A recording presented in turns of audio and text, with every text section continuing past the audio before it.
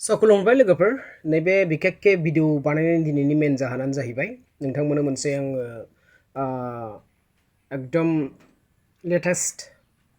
video लाना फैदों एबा नोंथांमोननो लेटेस्ट निउस होनो सानदों आरोखि नैबे समाव आं दङ बwrli burwi bathou ashram फरायसालियाव जिरायनानै दिनै नैबे स्क्रिनाव नुदों जानांगौ नोंथांमोना दिनै धनश्री निर्माण गुड होननाय मोनसे आफाद नि दैदेनगिरिफोर फैदोंमोन बे आफादनि दैदेनगिरिफोरा फैनानै दिनै जोंनि बे bwrli burwi bathou आश्रमाव फैनानै फोरोंगिरिफोरखौ लोगो हमफैदों मानो होनोब्ला बिथांमोननि थांखिया थांनाय दाखालि 5 सेप्तेम्बराव बेसां जोंनि बे ओनसोल जोंनि बे धनश्री एरियायाव जेसेबांखिनि फोरोंगिरि दंमोन बिथांमोना 5 थारिखआव फोरोंगिरि सानाव मोनफ्रोमबो फरायसालिनि मा होनगोन बेखौ गाहाय फोरोंगिरि एबा फोरोंगिरिफोरखौ मान बावनायनि मोनसे बिथांमोना हाबाफारि लादोंमोन स' बे हाबाफारिखौ बिथांमोना माखासे सुजुग एबा सुबिदा जायैनि थाखाय बिथांमोना सामलायनो हायासै अब्लाबो बिथांमोना दिनै 13 सेप्तेम्बर जालांबाय बिथांमोना अब्लाबो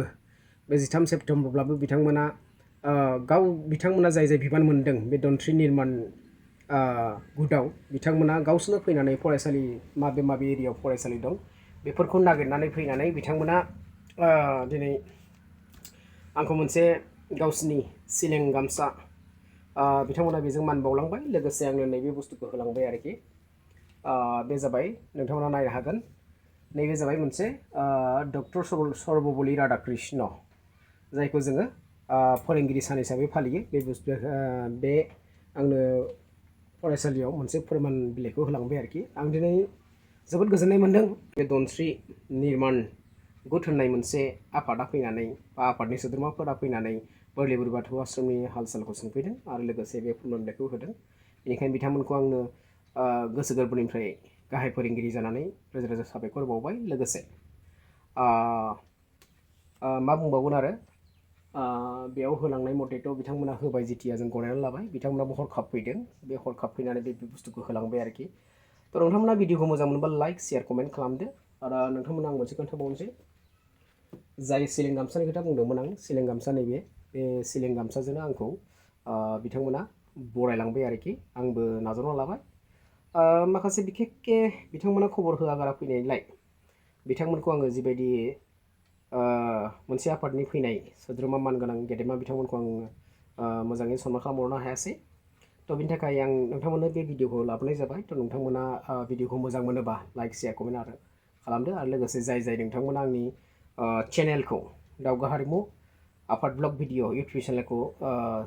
साबस्क्राइब खालामाखै नोंथांमोना खालामना लादो बेबायदिनो आं गोबां भिडिअ लाबोयो एखनबा एबेक्सननि लाबोयो एबेक्सन खालामनायनि एखनबा आङो बाथौ आर'जनि लाबोयो एखनबा आङो बागुरुम्बा मोसानायनि बायदि भिडिअ लाबोबाय थायो आरोखि जाहाथे नोंथांमोनाव आङो आपडेट होयोबा गोदान भिडिअफ्रा नोंथांमोनाव मोनहैबाय थायो स' I hope I'm today very happy so teacher Danny थाखाय जोंखौ बरायफैनो थाखाय